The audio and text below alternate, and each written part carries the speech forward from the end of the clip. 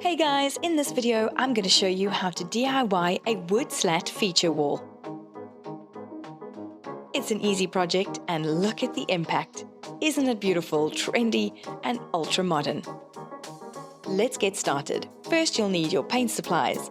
I'm using paint from Plascon and the Paint Expert stores, and my paintbrushes are from Hamilton's, and I'm using pine cover strips. First, I'm masking the door frame, the edges, and the ceiling and skirting with masking tape. I am using Plascon's Easy Living Wall Master in a matte paint, and the color is Subtle Night. My brushware and accessories are from Hamilton's. So because I've masked the edges, that's why I'm starting first, is painting around the edges, the door frame and the edges of the wall. I just love the smooth finish that a sponge roller gives, and it's a big enough roller for this surface area space.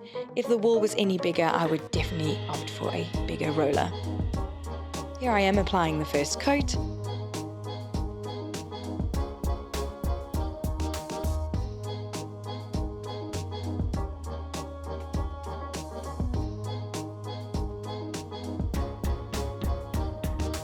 And I've just applied the second coat, and now we can get to working with our pine cover strips.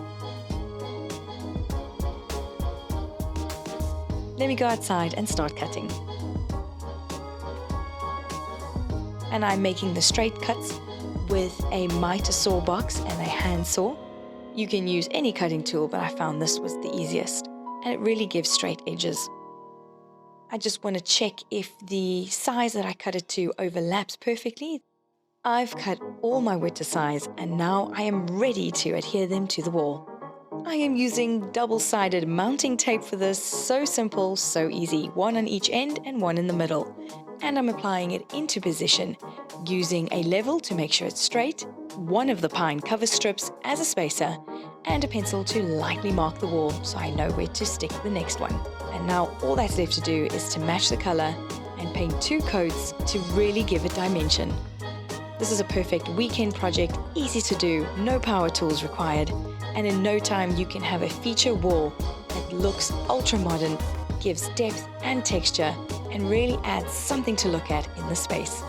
I hope you enjoyed this DIY project, and remember, you can follow us for more DIYs like this one.